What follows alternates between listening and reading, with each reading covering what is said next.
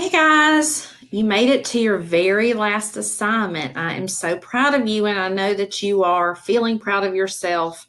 And more than anything, so glad that you have finally finished packet number 3. So let's go ahead and finish up for May 22nd. Your first question is how many stanzas are in each poem?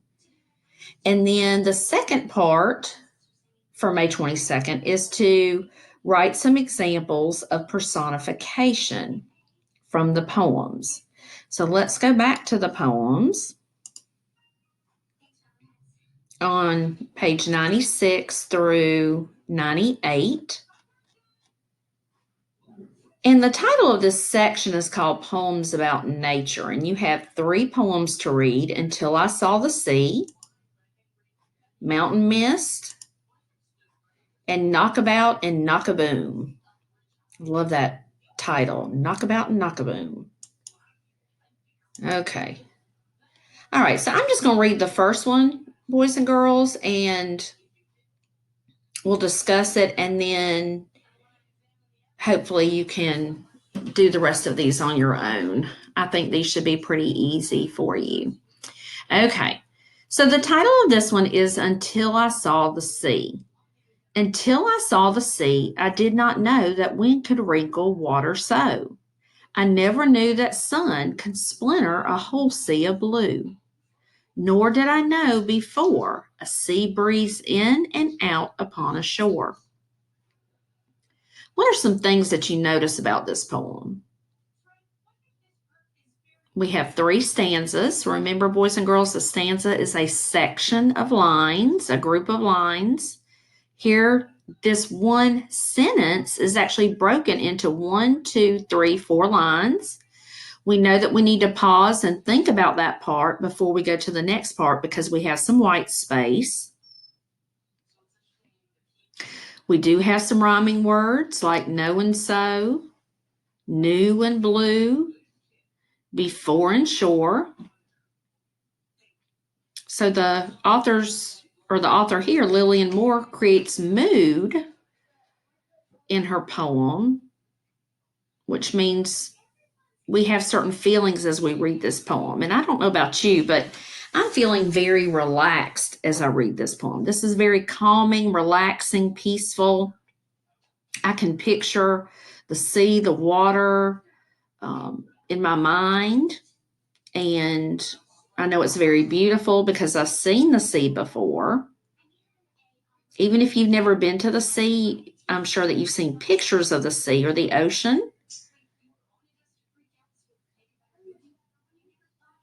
And then over here, boys and girls, it reminds you of what personification is, that it gives human traits to objects, animals, and plants. And this is something that we worked on quite a bit before whenever we studied poetry. So that's why I said this should be pretty easy for you. We were studying this right before we got out of school.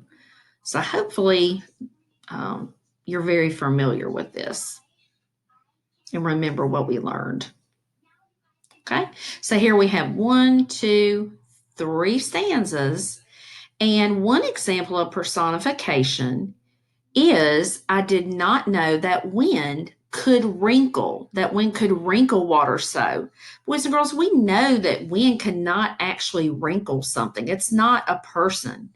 We as people can wrinkle paper. We could wrinkle our shirt. So this is an example of personification.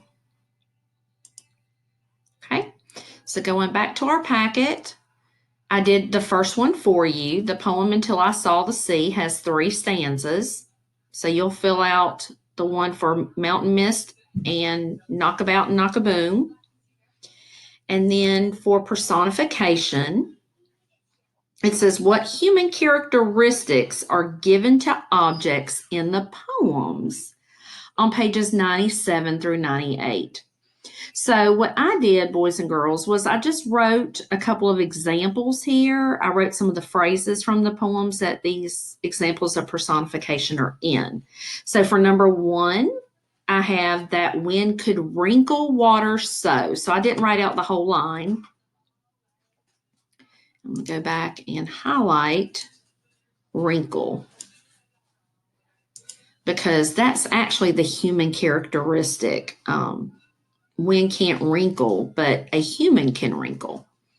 Wrinkle paper, wrinkle your clothing, so on and so on. I'm sure you can think of lots of other things that we could wrinkle. Okay, and then a second example is a sea breeze in and out.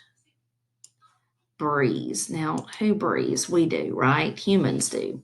A sea can't actually breathe. When we go back to the example and we look at the stanza 1 where it says, I did not know that wind could wrinkle water so, that's actually showing where the waves are forming in the ocean. So think about it. The waves are kind of like wrinkled water. And then the other example that I wrote down was, nor did I know before a sea breathes in and out upon a shore. So if any of you have ever just watched the waves of the ocean, you'll notice that when the waves hit the shore, they go in and then they go back out. So that's being related to how we breathe in and out. The author wrote a sea breathes in and out. Of course, a sea can't really do that. That's just a way of adding in that personification to help us to visualize it and to make this poem more interesting to read. And this also just shows how the author or the poet, the person that wrote the poem, feels about the sea. Remember, people write poems about things that they feel strongly about, things they enjoy, maybe even sometimes things that they just think about. It might even be something scary. It might be things that are peaceful or calming, like this author or this poet chose to write about the sea. Okay, so you could see those examples in the poem. I went ahead and highlighted the actual verbs here that show the specific example of personification. And that's it, guys. I hope that you have been keeping up with your independent reading log daily.